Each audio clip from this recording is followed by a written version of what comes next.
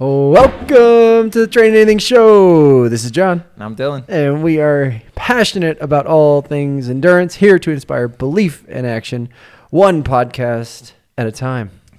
With some harmonica. Yeah, with a riff. That was a new one today. Hey, if you can name that tune. Is there a tune to name? Yeah, I bet people would know. Oh, name that tune. I think the closeout might be better. I'll try again. Ooh, okay. You heard me practice. I did. Couple times. Yeah. But, nailed it. We'll tell you at the end what it was. Okay. You'll have to wait in suspense. I'm still guessing. So anyway, yeah, man, we're here for another show. What is this, number 17 today? Something like that. We're just on a roll, We're dude. going to have to stop counting at some point. I know. But I guess I can count it up to 17, so we can keep counting. That's actually crazy if you think about it. That's 17 weeks of doing this in a row. That's Yeah. Yeah. It's inspiring. It's adding up. Yeah, we can do it. Yikes.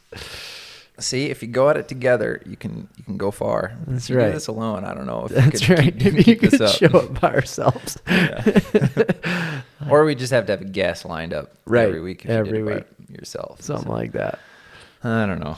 Nope. But hey, we're making it. You'd be all right This as is it good. goes. That's fine. Yep. So anyway, well, today's sponsor, what do we got there, Johnny boy? Yep. Overgrown zucchini. Yeah. If you have a garden at home, you know what I'm talking about. You think they're fine. You pick them the next day, and all of a sudden they're as big as, I don't know, my left leg. Seriously. It's big. Yeah. Well, it was a fun giveaway at Bowie Night last night. Yeah. We gave out some zucchini to one very happy swimmer. She picked it out. She was so she stoked. picked the zucchini over swim goggles, Yeah, and water over- bottles.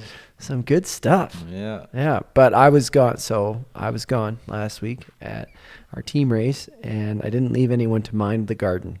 And then I got back for a few days, and you're not looking at the garden. I mean, it's not really my priority. It came with my house. And so I went out there on Thursday, Wednesday, I don't know what it was, and there were 3 mega zucchini out there. Yeah. That's awesome. Gosh. That was a good one. It was like, if you're watching it, it was big. And that's not fish talk. That was that big. That was real. Just go check out our Instagram. Yes. You'll see it on there. We have the on receipts. giveaways. We have the receipts. So, Thank you, zucchini. yeah, if you know, you know. Zucchini bread. Yes, they just keep giving. Is that all zucchinis are good for? Zucchini bread. I think so. Yeah. I've had if you butter them and salt pepper them, they're On fine. the grill? Yeah. Yeah. But I'm I going was to just doing that. do all zucchini the steaks time. tonight, I think. Or maybe zoodles. Have you had zoodles? I probably have. Yeah. I know what you're talking I have about. a zoodler, but this thing's not going to fit in a zoodler. I'm going to have to cut it down into 8 pieces to make Yeah. zoodles. Zoodles. Yep. Well, I'll let you know how it goes. Or not. zucchini steak tonight. Reverse sear. What does that mean? Reverse sear? You bake it first. Oh, okay. It's like the new thing, I think. Uh-huh. I don't know if it's And cooking new. zucchini? No, grilling steaks. Oh. I heard the best way to grill a steak. Now we're pivoting. Okay. Yeah, I mean, I'm done with the zucchini. They're our sponsor, thanks, but I'd rather talk about red meat. Yeah. Reverse sear, so you bake it at like 250 for a long time. Get the meat up to like 120 degrees. Okay. Get a hot skillet and just 90 seconds on each side. This is what I've learned the other day, so I don't know. We're going to try it tonight. Oh, you are? Uh-huh. Nice. And I'll have an update. Let me next know week. I'll let you know how my zoodles go. You let me know how your steak goes. You can see the difference in how we're living and eating. Hey, train big, eat big, Train less, something eat like less. that.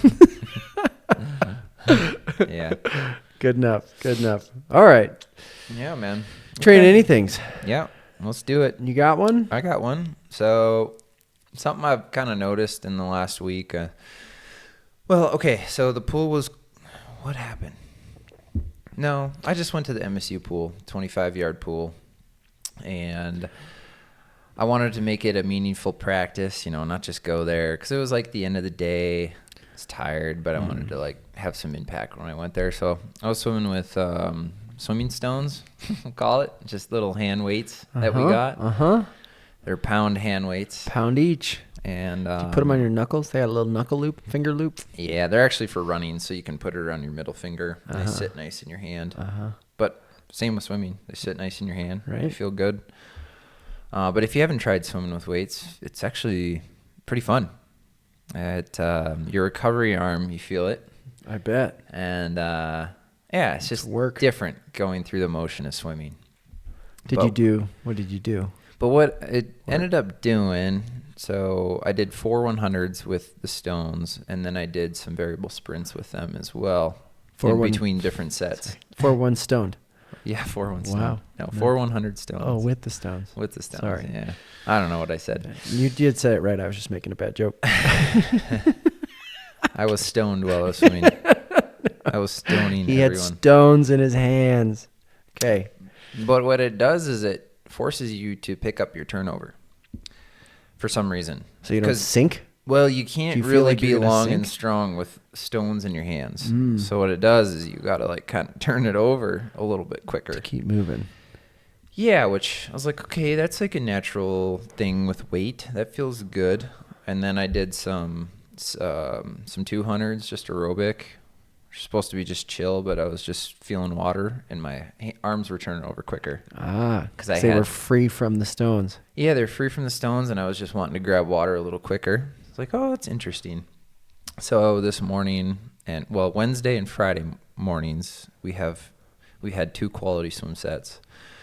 And Wednesday, I was focusing on arm turnover. Just naturally, I'm like, okay, those stones set something into motion. Mm-hmm. So arm turnover, and I was actually swimming pretty well on Wednesday. And today, the main chunk of swimming were 200 repeats again, but fast. And I was just thinking about arm turnover, and I was swimming well, and it felt good. Great. If you've seen me swim, I can have a lag when I breathe. So I'm trying to get rid of that lag a little bit, and when I focus on arm turnover, pick up. Yeah, that lag goes away, and I'm swimming more and faster. So I think we'll see how it goes. Yeah, I'm just gonna more of that. Yeah, not go crazy, right. But if anything, get rid of the lag in my breath. Yeah, get the hitch out of there. Yeah, a little smoother. A little quicker arm turnover. So that's my TrainAnything arm turnover. That's a good one. Yeah, that's a good one. I'm gonna go. I mean, we can be pretty lenient on this, but I'm gonna go back to Boise because I'm still within a week, so I still get to talk about my race. But I think just having more perspective around the opportunity that races present to people when you're out there, like that you don't necessarily get as easily on a session or a program workout. But wanted to talk about pushing through, specifically when I was on my run. I was watching my heart rate, and it started to go down. And in that moment, I had 2 options, like accept fate of heart rate going down, which did cross my mind. And in an Ironman, if it's a long day, you might not actually have an option, just given nutrient depletion, and like that's just what your body's going to do to keep moving. But in a half Ironman, where I was at, it's like there's no way I'm out, like I'm at that line. And so I pushed, and my body responded, right? But like I had to push and not accept. So it's going to be long, but a little bit. So like thinking about the cells in your body and what you're training are responding to what you're thinking all the time, right? Like your cells don't have brains. They have jobs and there's stuff that they're doing, but they're not thinking. Your brain is thinking, and your brain is marshaling them towards a task or towards a goal. And that could be in that moment, but it could also be in the future, right? We talk about visualization actually impacting physical cells. Like that is your brain telling your cells how to respond and how to act, and they do it. So in those moments, in a race especially, you get these opportunities where you can say, am I going to push and tell my cells and body to go see if I can do more? And that's what I did, right? I leaned in, and my body responded, and it surprised me. in the best way, but you had to give yourself that opportunity. So yeah, it was just a nugget from the race that I wanted to, that I took away, and that kept coming back to me is like, you are marshal of your body and the cells in it. And races, I think my race hiatus is what brought this out. They give you that opportunity to really test those things and push those things. And that's the only way you're going to improve. That's the only way you're going to have a breakthrough. It's the only way you're going to get better and really find out what your limits are. You have to push through there. And races are just a great place to have those small wins. Like that was a small win for me that I'm taking with me this week, and I'm going to take it with me next week. Right. And it's going to be one of those moments that are just going to be with me and fuel me through my training. And so that's my Train Anything. Yeah. Nice. Yeah. That's awesome. Yeah. My, my sports psych guy was just talking about that with me on our first chat. When you have a goal and maybe you're getting past, for 4th or 5th or, or a certain pace, he said, give yourself the chance for the next person that passes you, at least race them to the next aid station. Don't lose their shoulder, because it might knock you out of that like rhythm that you're in, and it might wake you up again. Yeah. So to me, that kind of, similar, just tells right? you, use people to maybe knock you out of that moment, rather than saying, well, this is just what I'm going to do today. Yeah. This is where I want to race. Yes. It's like, no, there's always more in you. Yes. And actually, it's hard to tap into it. Now that you say that, there was a guy. Was there? Yes. He passed me. Oh, nice. And I was, dude, exactly what you said. And I thought, I think I can run faster than that guy. But it took me, I probably ran behind him for about 2 miles before I confidently passed him. But I had that rabbit. Yep. And I was like, I think I can. He passed right by me, but I was like, I think I can. So that was definitely part of it. Nice. As well. Yeah. Give yourself the chance. Yeah. The mind is a powerful thing. Seriously. Yeah. Feed it so uncomfortable things, and you will reach new heights. Yes. Yeah. And cool. Races, they just give you such a great opportunity to test yourself. Right. And then take nuggets. Like, just take them. You can't, you can't, and you love racing, but like you can't recreate that in a training session. Like you can have great sessions where you get confidence, you're proud of yourself, and you're stoked, and you get that, and breakthrough can happen in a training session as much as it can in a race, sure, like right wherever you're at.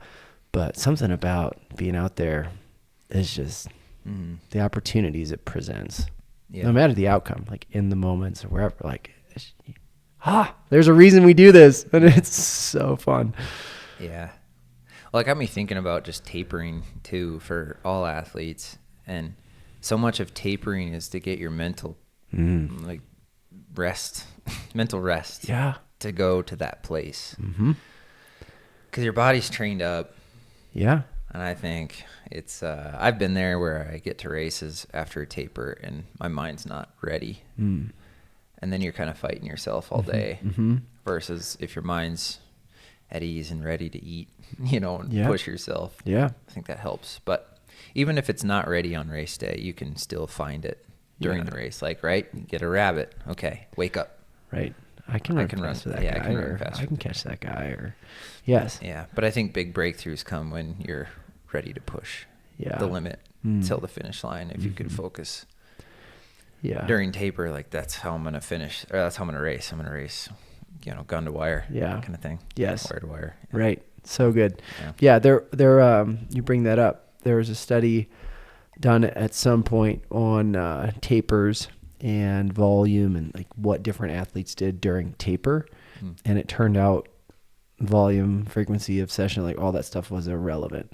It was all about what you just said. The athletes that could get their head straight down that home stretch, they're the ones that performed. And there wasn't a correlation between the sessions or the volume or the percentage decrease or any of that. So I think I don't think any of those athletes sat on the couch for 2 weeks, right? Yeah. Like they were legit athletes who are trying to do the best they can for their race. But the stimulus is more between your ears than what you're doing out in your last 2 weeks. Yeah. So it's just super important to just think about But what are those either sessions or flow that's going to help your mind get there? So maybe it's, maybe for some people it's a little more work. Some of it's a little less work. It kind of doesn't matter, but it's what's going to set up your headspace. Yeah. That you should focus on. Nice. Great nuggets. There you go, ladies and gentlemen. It's another Train Anything. That's right. Bonus. We didn't even charge him for that one. Yeah. Yeah. Okay. Well, let's move on. We got some racing this weekend. So we got a local race here in Bozeman called the Sweet Pea 10K, 5K kids race. Yeah. My son's going to race his first 1K. Getting him started early. Yeah. Is he ready? Does he know he's racing? Oh, yeah. We keep telling him. He's like, are you ready to race on Saturday? He's like, yep. Yep. All right. We got his outfit. He's going to have a bib on. He's got a bib? The bib's bigger than him. It's going to be bigger than him. He's got his TA shirt. Oh, my God. Run short shirt. Yeah. Let's go. I know. That's going to be awesome. Yeah. But Dad's got to rip a 10K first. Oh, right.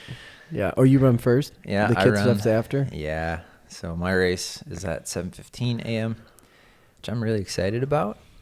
I just, I'm nowhere in peak fitness right now, but it's going to be really good for me to go push, and I'm excited to race with people. Good. And hopefully, have a good person to run shoulder to shoulder with. I hope they come. I do too. Yeah. I think it'd be really fun. I hope they're there. It's always boring when, the smaller 10K races that can string out. It'd be fun if there's good competition tomorrow. Group of I would like that. Yeah. Maybe the track team's back early and they'll be there. MSU track team. Oh, I don't know. They're going to be a few minutes ahead then. It'll be fun. It'll be really good for me. Be fun for the first 800. No, I'm not chasing. It's fun to race with, top-notch, competition. Yeah, so I don't know. We'll have fun. And then Asher's race is at 9:30. Okay. If you want to come watch. Yeah, I'll be there. Yeah. And then what else? Our boy Scotty is doing his 24-hour adventure race. Yeah, Scotty's doing a 24-hour. I think we have a few other people doing the 10K. I'm doing the 10K. Are you? I am. You dork. Sleeper sign up. You did? I did. Oh my gosh. Good. So I thought, what the heck? I haven't run since Sunday or Saturday. I still haven't run yet. I'll run today, maybe. Yeah. But do some strides. Yeah, just to make sure I'm not going to break myself. But it was a $22 race entry. It was pretty, you can't pass that up. I was basically like, if I were fitter, I would just have done this. I wouldn't have thought twice about it. So let's just go do it. Yeah.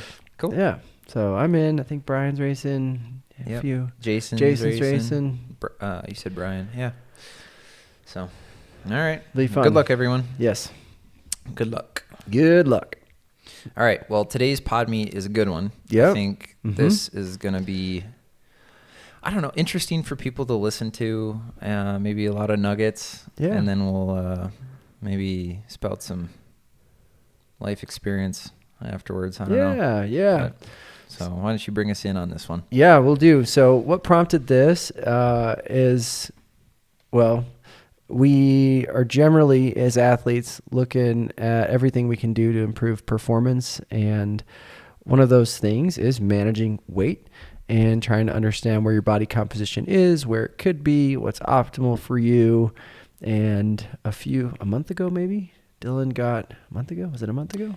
Call it a month ago. Yeah, a few weeks. All right. Yeah. A few weeks ago, Dylan got the Hume Body Pod, which is all over the internet, especially if your phone listens to this. It will be after it hears. I know. We're going to sell Hume Body Skills. Maybe not. Jury's out. But so we wanted to do a comparison of the Hume Body Pod, actually my personal scale, which is it's not a Hume, but it's a nice smart scale, and a formal body composition scan done in a DEXA machine. So see what it says. See, the Hume claims it's 98% accurate. They don't tell you 98% of what. So, yeah, we're guessing. But just thought it would be interesting to compare the two and share the results. So that is what we are eventually going to do today. But before that, weight is a big topic. And we'll talk about this. In some areas of the sport, it's taboo. in triathlon and endurance sport, like, don't talk about it. Don't talk about somebody being overweight or looking light or looking heavy. Or if you even say those things, it's, but some of it's reality. It's similar to performance enhancing drugs. I mean, we should talk about that in the sport or out of the sport. No topic should be off of the table. Can things be taken out of context? Yes. Are there risks associated with all of it? Yes. But I don't think it's something we shouldn't talk about. So we want to talk about it. Dylan, what are your thoughts about weight loss in general in endurance sport? I'm just going to leave it open. Yeah. Well, you touched on it. I mean, it's interesting because you hear people getting burnt out or, getting too skinny and getting reds and then ballooning up and, going way the other way. I guess I can just speak to my journey, a little more. I think let's do that. So as a kid, when I got into endurance sport and athletics, I was really into being as lean as I could. And I can remember this. I was 15 years old. So my mom used to call me the food police. The food police. Yeah. At 15. At 15. Yeah. So if anyone's eating sugar in the house, I'd be like, you shouldn't eat that. Seriously? Yeah. I was on it. Look out. And I didn't eat any of that. Uh-huh. I grew up eating McDonald's and drinking pop every day. And so there is a point where I was. You learned, you were like, this stuff's not good for me. Yeah. Well, I think what happened is when you are in junior high, you're more concerned about your image with all the kids around you. Start to be, yeah. Mm-hmm. That's and I definitely was. So I didn't want to be. But were you heavy? No. But I wanted to be jacked, like shredded. Yeah. Because that was the only standard. It's like you either are that or you're like a slug. You might as well. That was my mindset. So I was pretty intense. And then, pretty much through high school. So I think it would have been, I was that way until 11th grade. So 15, what would be 11th? It would be, I think I was 16 or 17 years old. Probably. 17. Yeah, we were at a swim meet or at the after team dinner party. And I was still on this, don't eat any sugar or anything like that. And one of the parents got upset because my coach said, you shouldn't be bringing that stuff in. All this baked goods junk and stuff. Food. Yeah. And one of the parents came up to me and he's like, you guys can eat this stuff. You won't burst into flame or, I don't know, end up with a pot belly. Yeah. And I just kind of felt bad because they put a lot of effort into making it. Bringing it. But the coach told them to not bring it? Yeah. Oh, wow. So that was kind of I started eating it that night. I was like, I'll just eat it, because it was really nice of them to bring it. Yeah. I don't know. Right? Whatever. Right. It struck you. Yeah. And then that's when my relationship with being psycho about it kind of ended. Okay. And I was able to eat it. Yeah. But even then, throughout, for a long time, I was very concerned about body image and being lean and, all that. And what it led to after high school. Did you have a weight, or was it just a look? It was a look. I'm going to be this weight, or no? It was I'm going to look this way. I kind of knew my weight, throughout high school. I was always under 170 pounds. Uh-huh. So I think 10th grade I was 160 something, 11th 165. And you were tall at that point. Were you full height? Yeah. 6'1". Yeah. Yeah, and I don't know, I just kind of noticed by my senior year I was about 170, 174, somewhere in there. What I am now. That's crazy. Yeah. But I look different. I look softer. I'm right, because when you get to 32, you just put on more muscle. Yeah, you're a bit more. And so after high school, moved out to Montana, and I just didn't have a good relationship with food. I would restrict, and then I'd binge. I was a binge eater. Mm-hmm. I'd buy, just a bag of chocolates and smash it and feel like crap or, go binge a pizza. And yeah, my weight would go like this because I would restrict, and then I'd binge. So I think that's what like this taboo of this topic is like, oh, it's bringing back flashbacks. I can't restrict or I can't lose weight. And being there and being that person, you got to come to a healthy place with food and eating before I think you take on what we're going to talk about today. Yeah. And if you aren't in that place, you aren't in a healthy place to do what we're talking about. Yeah. Like, we're older. Sure. We're 32, we're 37. So we've been through it. Yep. And I know we still struggle with it, and we probably always will because we're athletes. Yeah. We're always trying to optimize, but in terms of making unhealthy choices or falling into traps. Of really blowing up or being obsessed or losing so much weight. So anyway, to kind of continue on, there was a point where I almost weighed 200 pounds. I still don't believe that. Yeah. And I want to see pictures. I could show you. Just a soft looking Dylan. And yeah, I didn't like feeling that way. And 2015 came around. There was, young people are very, they're like sponges. So if you find somebody who, like, oh, that person looks good, I'm going to follow what they're doing. Yeah, right. That happened to me, and they were, fruitarian, vegetarian, vegans, So, of course, what do? I went vegan. Jump on. Yeah, I went vegan. I actually was a fruitarian for a month. Fruitarian. Just eating. 1 month. Dude, That's more like detox. I don't know what that was. I went to Town and Country, our local store, and I'd ask for a case of bananas. And I'd buy a case of bananas.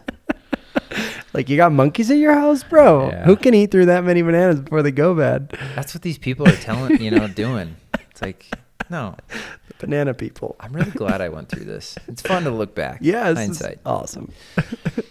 So, yeah, and then I went vegan. I'm like, it's dumb. That's too much fruit. Just added more vegetables. You added vegetables to the party? Yeah, potatoes. Whatever, all that fun stuff.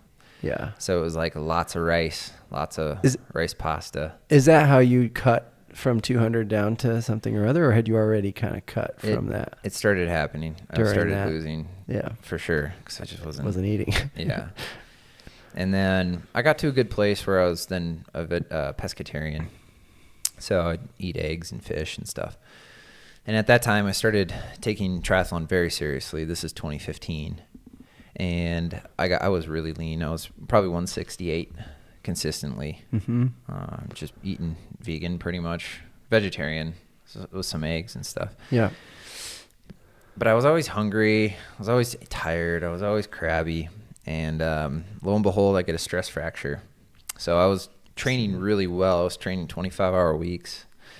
Doing some work. I was pretty fast. Yeah. I was racing a lot of Olympics. That's when you were doing, the Olympic stuff. Yep. I was consistently in the 150, Olympic time range. And my coach and I at the time, we were going to go to age group nationals and win it. Yeah. And get my pro license.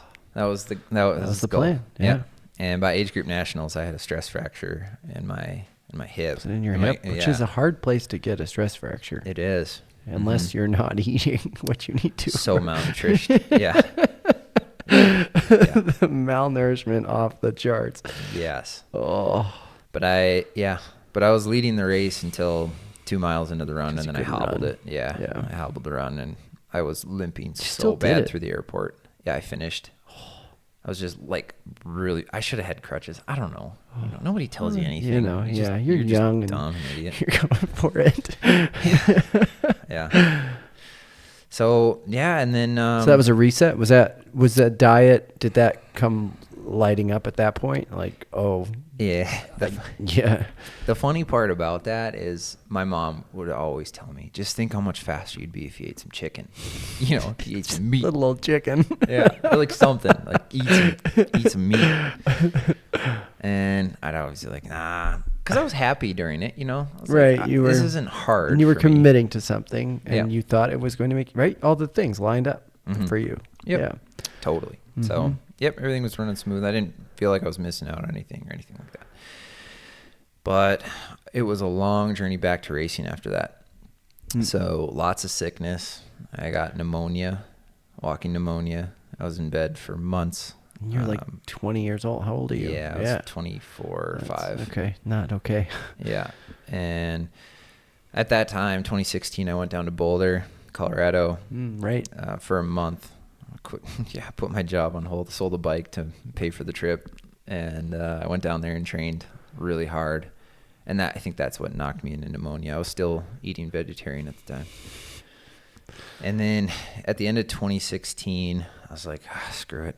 I'm going to like start eating meat again, So I started incorporating it back and trying to get a healthy relationship with food and weight and all that. Mm-hmm. And yeah, so 2017 rolled around, eating meat. Haley Chura started coaching me in 2017 and started doing 70.3s. And by 2018, I got my pro license. Right. So I rebuilt my body back up. And I probably had put on, 8 more pounds than I was eating vegetarian. So I'm like, Mom, you are right. Does she know that? Has she heard that? Oh, yeah. All right. Oh, yeah. And I told you. Yeah. Can you hear her? When we talk about it now, it's hear like, oh, those are the sad days. Those were the avoidable, torturous times. Yeah. Maybe. But you have to go through it. That's part of life. You do. I think everyone has to find their way. Nobody could have told me otherwise. I was locked. Like, Clearly. You're all idiots. Right. You don't know. You guys don't know what you're talking about. Yeah. I got my bananas. Yeah. What you got? Yeah. You still sometimes don't eat bananas. I only eat bananas in my smoothie. Yeah. Yeah. She's scarred for the life. Whoa. I like bananas, but I don't go to my way to eat it. Yeah, so all right. I don't know. That was kind of my journey with it. Mm-hmm. So, yeah. Yeah, and then you've been pretty consistent. Yeah, quick generally recap. speaking. Yeah, it was like, restriction, like binge, restriction, kind of like figure it out slowly. Mm-hmm. And now I've been in a happy medium since, just eating meat. And I feel so far removed from 2015, 2016, because it's 2025. Yeah, hello, been a decade. Yeah, and I've been consistent, just eating good foods and feeling energized. Yep. So I guess that's my story to like why we're here now talking about this and your like, relationship with it. Yeah, because I'm happy. I feel like I can. And you eat everything. I eat everything. Yeah. Right. There's no. I don't. Yeah. Yeah, no restriction. Mm-hmm. So for me, it's like I'm in such a good place where I can do this healthily. Yeah. For performance reasons and not get out of hand. Yeah. But, we'll let you know if you do. Yeah, right. I know. He's 150 pounds, folks. If I get down to 165, somebody let me know. Yikes. Yeah. Skeletor. Yeah. Yeah. So We won't do that. Yeah. How about you, John? That was a long No, journey, it's good, but I think it helps for people to hear that because it is a journey, whatever it is. Yeah. So mine has been, I feel like yours, you did the ebb and flow in the beginning, and then you got it kind of dialed, and it feels like you've been just steady with it, but you've also been steady with training. Mm-hmm. And I found my weight ebbs and flows largely with my training. So I grew up a swimmer. When you're a swimmer, you can eat whatever you want, and especially a young swimmer. So you can eat whatever you want and still be fairly lean. And I was swimming year round, so I didn't have, I was just generally fit. I was a husky kid, but like in high school, did all right trimming out. College, I would be fit during swim season. And then outside of swim season, I would be a total slob, so I didn't pay attention to it. So that was always a fun in and out. And then went to grad school and got out of shape because I wasn't swimming. I didn't have the winter swim season to get me back in form. And that's actually when I started triathlon, right? Was in grad school because I wasn't doing any activity. I was gaining weight. I wasn't healthy, happy with my body or just how I was performing, just getting around, right? Like not okay. So I started training, and that certainly helps when you're burning calories. I've always had a moderation approach to diet. So I've never been a vegan. I've never been a pescatarian, a vegetarian. I've always just eaten just thinking in my head in moderation. I'm sure at times better than others, that varies. But as I train more consistently, I'm able to manage my weight more consistently. If something happens in life and I stop training, so like in 2015, 10 years ago, I bought my first house in Chicago. It was a rehab, reno, whole thing. So I'm traveling for work. And then when I get home Thursday, Friday, Saturday, I'm working on the house, like 14-hour days. It was actually, looking back, a crazy time in my life. But I was drinking energy drinks. I wasn't training at all. That was the 2 years my tri-bike sat in the garage. Then I just became super unhealthy. But that was the life, right? I didn't prioritize it. And I have a hard time, if I'm not training, like I'm probably gaining weight, or I'm staying kind of at that level set. So, but then when I lean back into training again, right, pounds kind of come off. So I've done the ebb and flow over the years as I've trained and as I haven't, and that's been my thing. So I feel like I had it pretty dialed for like 2018 is when I started getting back into fitness. So I lost 50 pounds in a year. That was a big deal. And then I kept that off for 5 years, pretty much. I probably gained a little bit of it back, just again, ebb and flow, but reasonable. And for me, the lightest I've ever been, I actually showed up, the lightest I've ever been, I think is like 173, but that was in 2012. And I looked so sick. It was actually at an Ironman. I just look like a different person. But when I'm fit or feeling good, maybe just when I'm feeling good, I'm at that 185 mark, which is where I was for a good bit.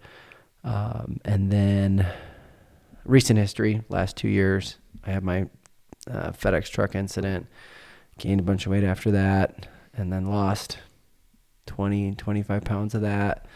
And I have my next accident, gained 30 pounds. So I've lost maybe 8 of that. So I'm on the losing side, needing to lose side of my ebbing and flowing.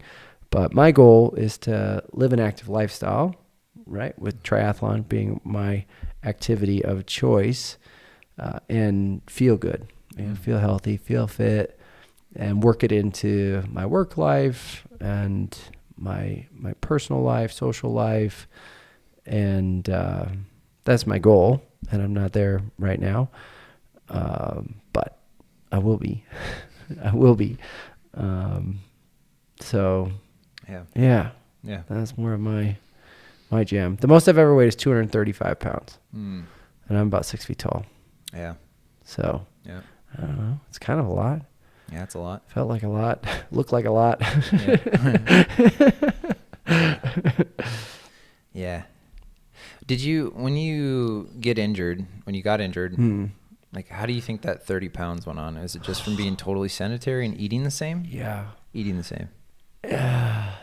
Or do you fall to bad habits? Like, there's definitely more snacking and less activity. Just sedentary. Like, more when snacking. I was sitting there, more snacking. People bring you food. Right. It makes it easy to overeat. Yeah.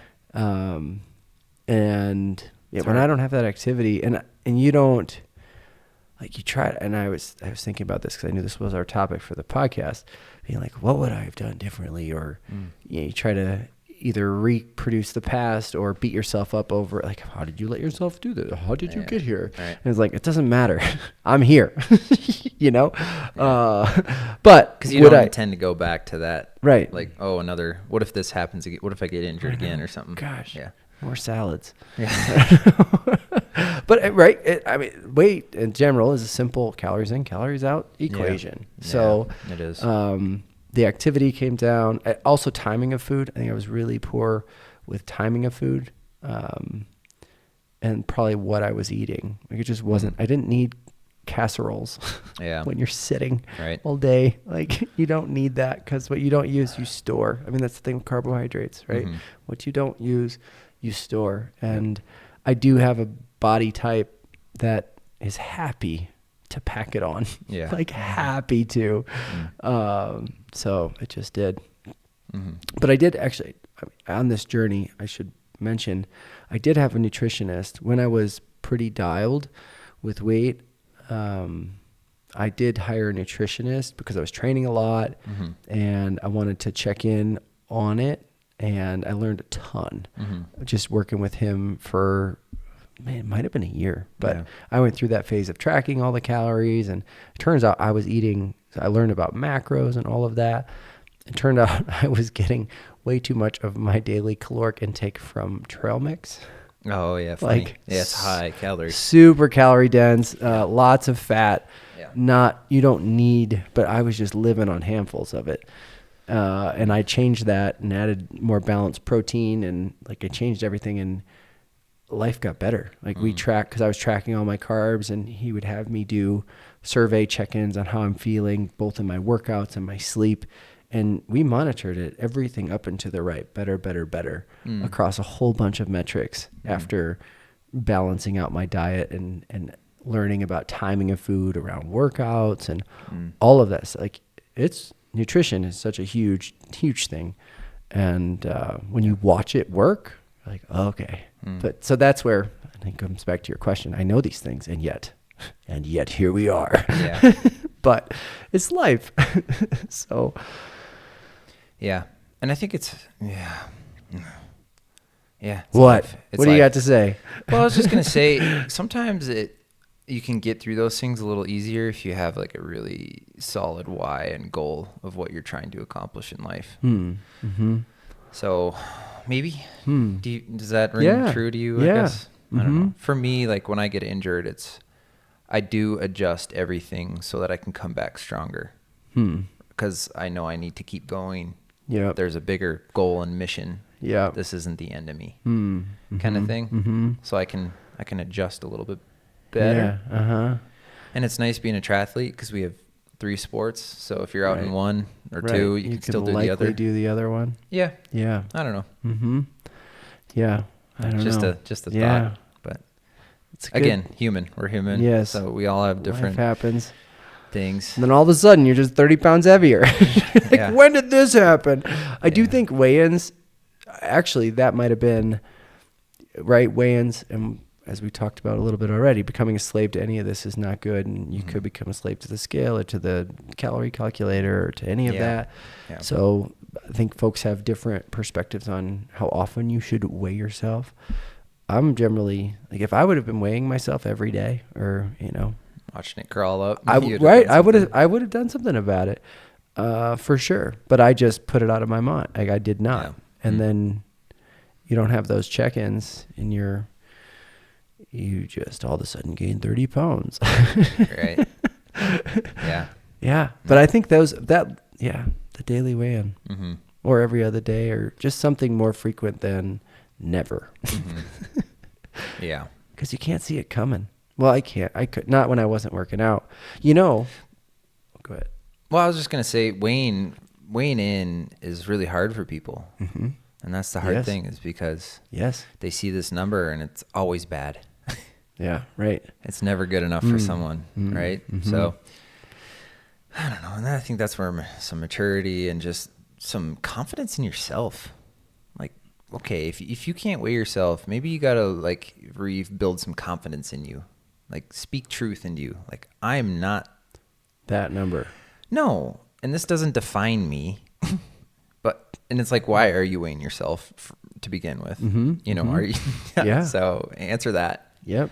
And don't be so hard on yourself. Yeah. It's just a number. Yes.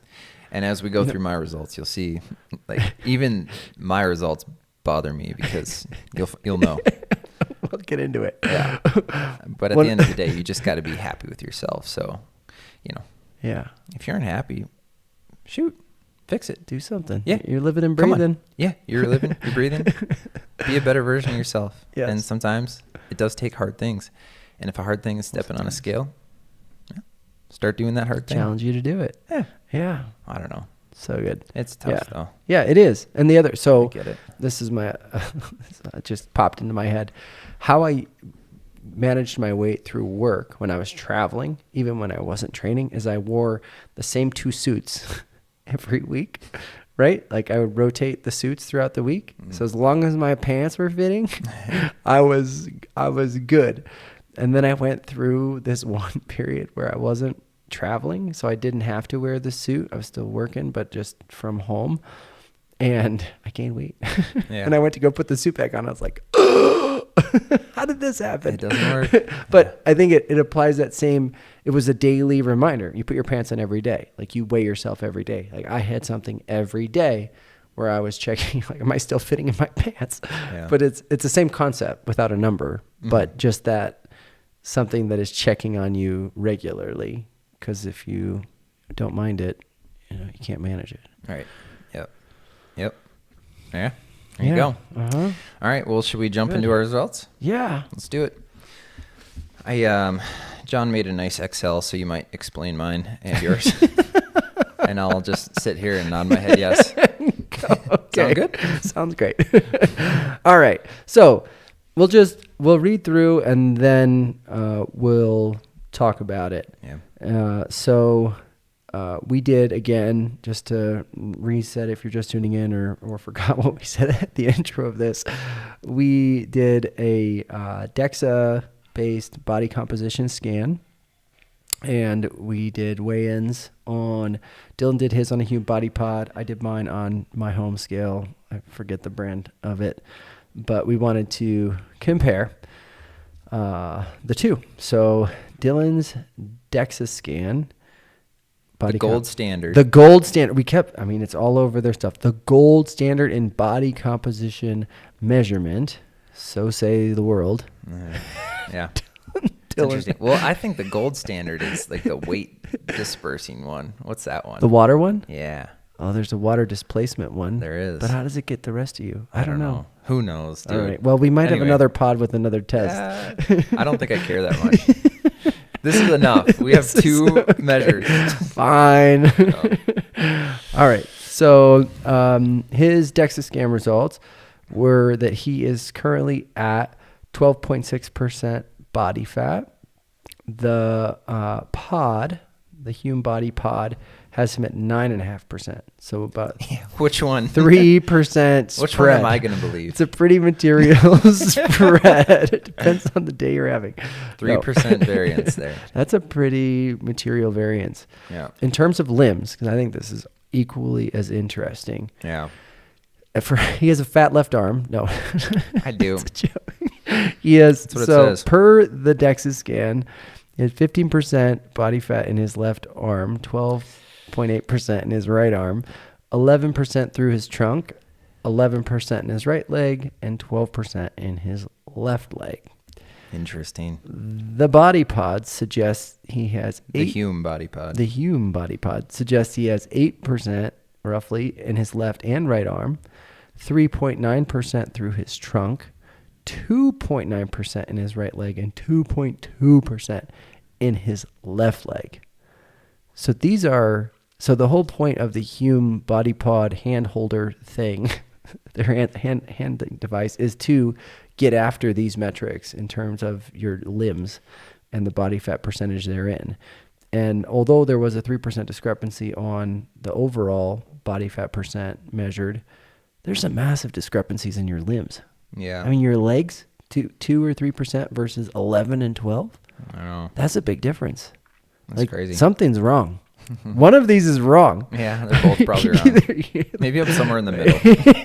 We'll just divide everything in half. No. But gold standard versus algorithms. The Body Pod, which claims 98% accuracy. Yes. They just don't tell you 98% of what. Right. Yeah. So. But those are the differences. But as I see those numbers, well, maybe we could talk about it after. I don't know. I guess as I see those numbers, I'm like, okay. Right? I am in a good place where I can see both of those, and I'm like, okay, what do we do with it? Yeah. Because the Body Pod Hume X scale says I have 16 pounds of extra fat, and the DEXA scan says I have 22 pounds of extra. So it's like, okay, that's a small margin if you think about it, but it's like, And then we got to ask ourselves, okay, we got to do some equations. Okay, how do I optimize? Mm-hmm. And I've been 171 last year, and like I looked really lean to me. Like I looked, I don't know. So 5 pounds is a big difference in me. Yeah. And I don't know. So it's interesting because 22 extra pounds, it's like, well, what could I lose safely? And they say, 4% is to live, and elite athletes are between 6 and 12%. Yep. Mm-hmm. So I'm in that box. Yeah. I'm at the high end, apparently, to the mid to high end, depending on which DEXA scan, which scan we're looking at. And so it's like, I don't know. So we're thinking what? Like, I think I could safely get to 168 to 171, somewhere in there. Yeah. And live in there and not feel like I'm restricting my whole life. Right. Yeah. That's the important part. Because you fairly comfortably, you correct me if I'm putting words in your mouth, fairly comfortably hang out at 174. What I am right now, I eat whatever the heck I want. Yeah. I don't limit, but I don't drink pop. I do when I ride. Long bike rides excluded. But I'm a big sweets guy. So, I mean, I eat sweets. I kind of eat whatever I want. Right. And I eat portions. I eat whatever I want. Right. So for You're me just like to going lose, off of hungry or right. Yeah. Or just like sense. mental fatigue. Like, oh, another piece of pizza would be great. That kind of stuff. Yeah. And it's like, okay, if I want to get to high performance weight, which you don't have to be at all year long. Correct. Like we're talking, this is how Dylan's going to optimize to get to a race performance or season. Yeah. It's just like, you just sharpen up on a little things, portion, but really keep eating a lot. Yes. Because I'm burning a lot. Right. Managing that. Yeah. So it's interesting. Yeah. And it's not like, so this kind of weight that we're talking about, this isn't wrestling or UFC fight cut weight, getting a plastic bag, sweat it out, and then go see what you can do. Yeah. It is longer term, intentional true body composition adjustment. Yeah. Through and through. For performance. Because right now I can eat whatever I want and I'm 175. Yep. With the amount of workload I'm doing. If I stopped training, I'd be probably 180, 185. Yeah. Easy. Right. So, and I get up there in the winter when I'm not training as much. Mm-hmm. I'm like 185, 180. Yeah. So, perspective. Right. But there's a range. We all have a range. Yeah. So, anyway, interesting. Yeah. Very interesting. The limbs are most interesting to me. And okay.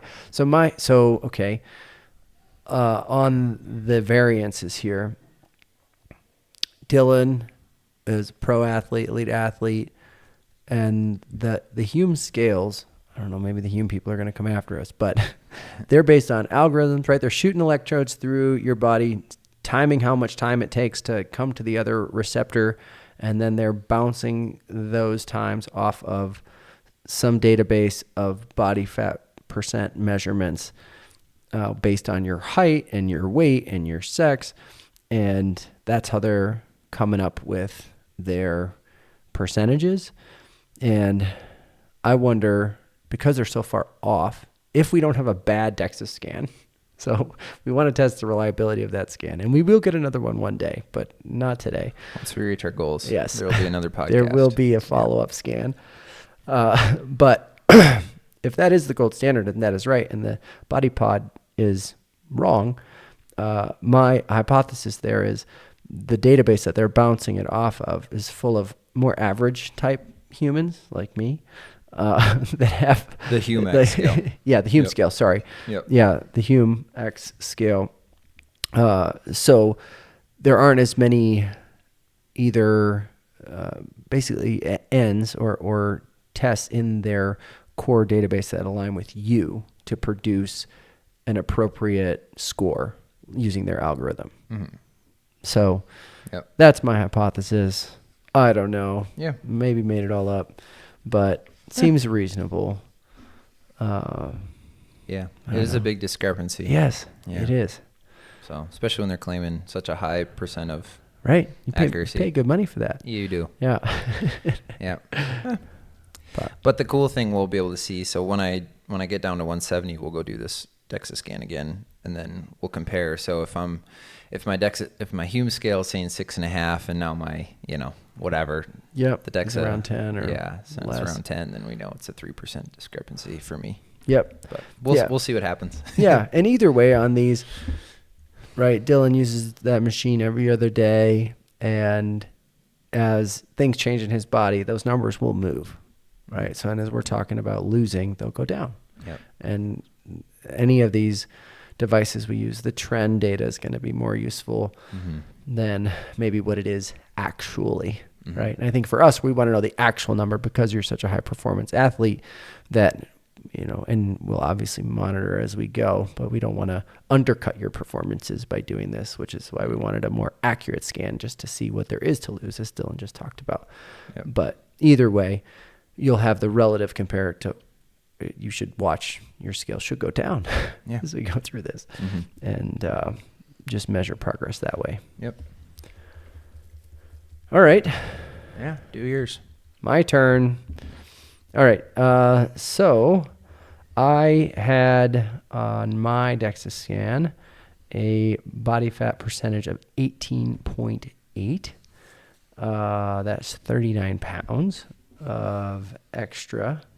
So that, and you look at these scans, they give you these printouts and it has colors on it. The blue is your skeleton, the red is your lean muscle mass, and then there's yellow. And I look like I'm glowing. Am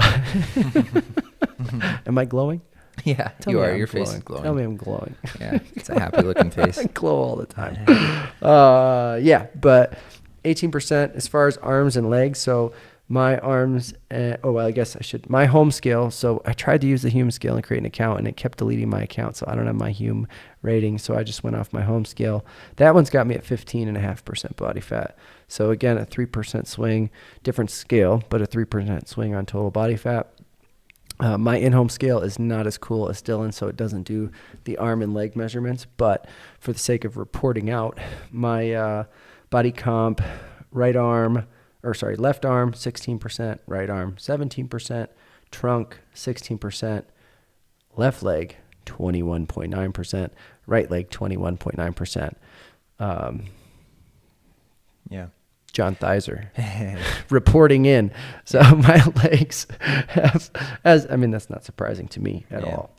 I think it's worth mentioning. So John did step on my Hume scale, and we saw his percent, and it was very close to the DEXA scan. Yep. Pretty similar within a percent. Within a percent.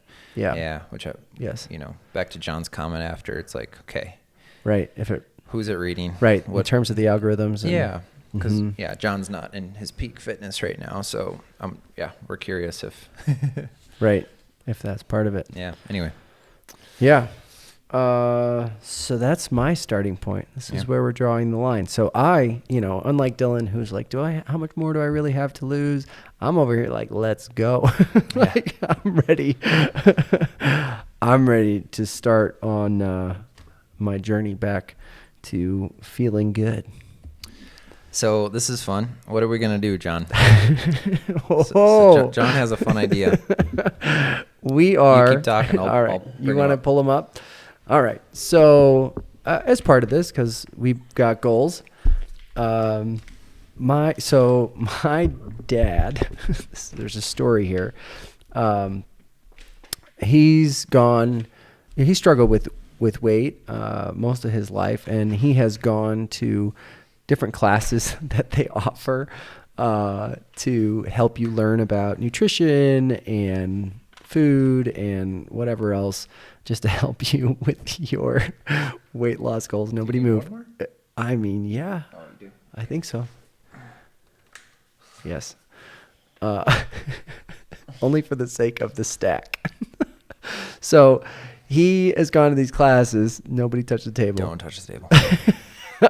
And one of the things that they would do in this training course is they would give everybody a 5-pound bag of flour, and they would have you walk around with it, and they would say, gee, like you would get tired. You're like, goodness, if I could only lose this 5-pound bag of flour or more, like how many pounds of flour could you lose? You would just feel better. You would get around easier.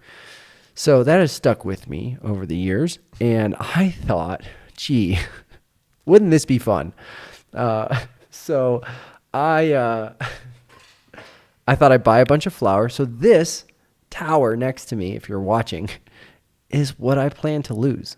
And actually, I think I've already lost one of these, but because this is 30 pounds. Yep, that's 30. Yeah, that's 30 pounds. So if you aren't watching, there is 6 bags of flour stacked in a pyramid right now.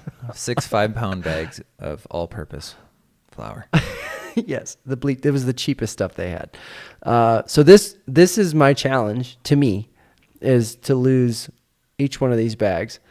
And as I go, to make it even more fun, well, I bought a bat because I didn't have one.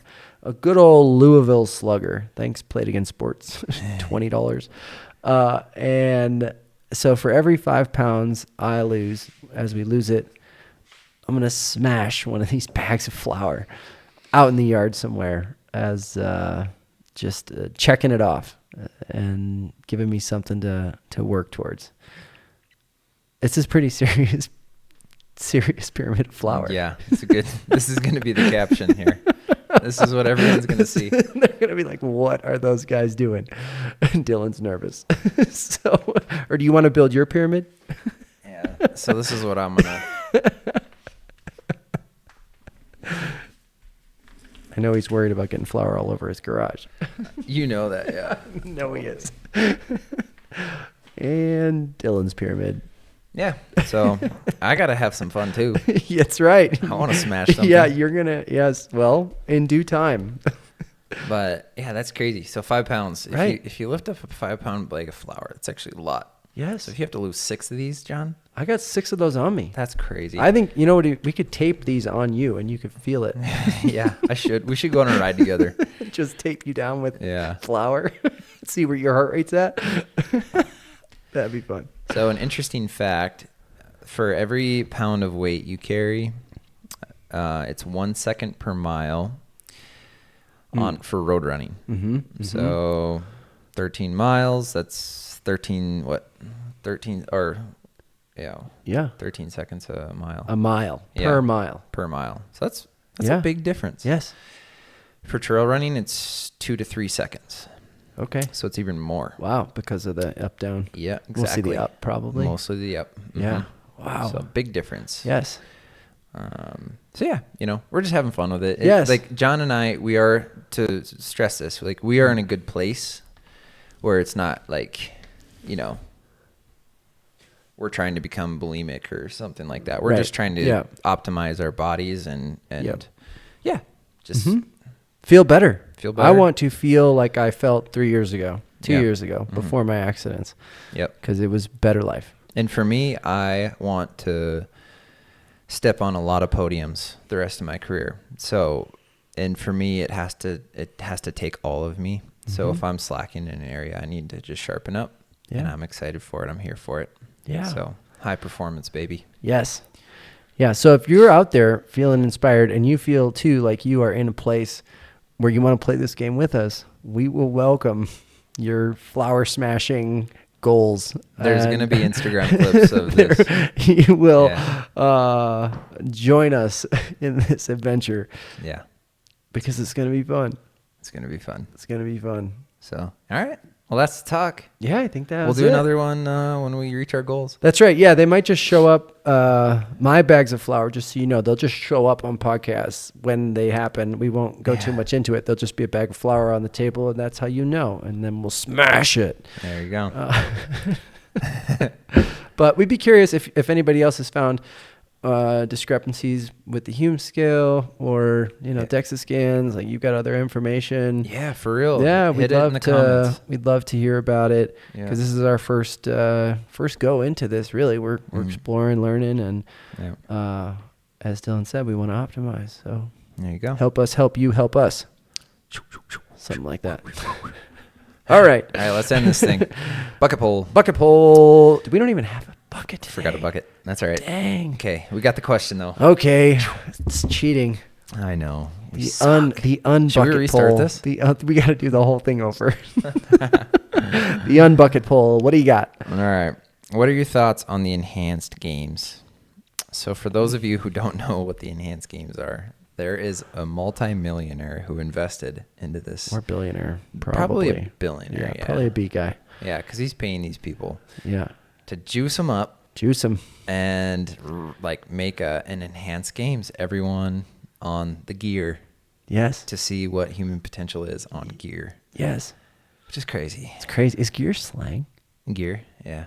Slang? Did you make that up or is that real slang? It's a thing. Wow. Yeah. I didn't know. You on the gear, bro? No, 'cause I don't even know what it is. I don't either. I don't either. Oh my gosh. Yeah. I mean, so they were paying. I saw one of the clips on YouTube. Some swimmer, he was a retired swimmer. He's young. I mean, he's in his late 20s maybe, but retired professional swimmer. And they were going to offer him $1 million to juice and try and break the world record in the 50 free or something. And he's like, well, gee, I don't know what you do as a retired swimmer, but you could do whatever that is, or I don't know, swim your face off in juice and try to make $1 million. It's just such a weird thing. If they approached, this is a fun question. If they approached you with $1 million prize, are you signing a juiced contract? No, I'm not. No. I'm really not. No. I don't care about money. You know that. I do not care about money. I have enough, and I feel so blessed. Like, I don't need to be a millionaire. I just don't need to be that. You don't need the $1 million. No. You don't need the juice. I like what I'm doing. No. No. You're already pretty Just fit. think of I am now. I beat people who are juicing, John. That's right. Most of the age group field. No, I'm just kidding. You know who you are. Yeah. All right. I wouldn't. Would you? Yeah. No, I'm not talented enough. I think I would need a lot of juice. I don't know what I would have to juice in. But, well, that's not the only reason. No, I wouldn't do it. You wouldn't do it? It feels immoral. Even if the rules are arbitrary, like that's their point. It's like, who made the rules? And the deal is that it's in public. So everyone Yes. knows that you are this guy who's just juiced. Yeah. I don't know. Mm-hmm. So weird. And what if you suck? Like, what if you're this just as good can't as like the rest of everyone? Yeah. What does that mean? Oh, gosh. Better juice. Yeah. I don't know. What was this question? What are your What are thoughts our on it? Yeah. To me, it's it feels immoral to me. Yeah. But that's me. Okay, here's my thought. When he gets the world record, I watch the race. And that's about I mean, it. I'll consume the content.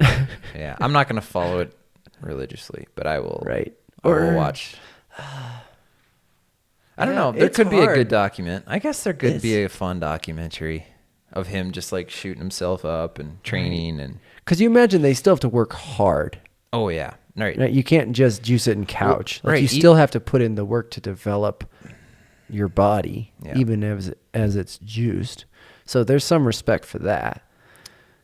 Yep. If the level of effort, right, that's kind of like RPE. If the RPE is the same and you're doing this and the other person's doing this, you're both thumbs up. Right. So I guess I would give the kudos for the RPE, but the motivation still bugs me. Yeah. $1 million.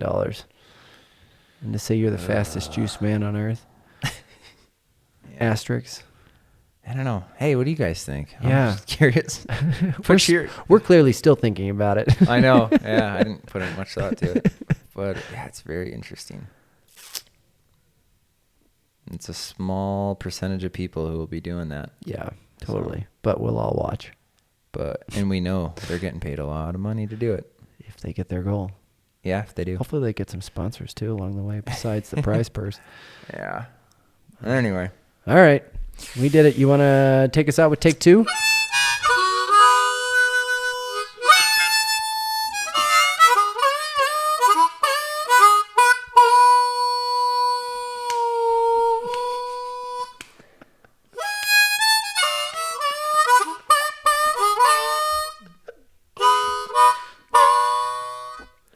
I don't know what it was.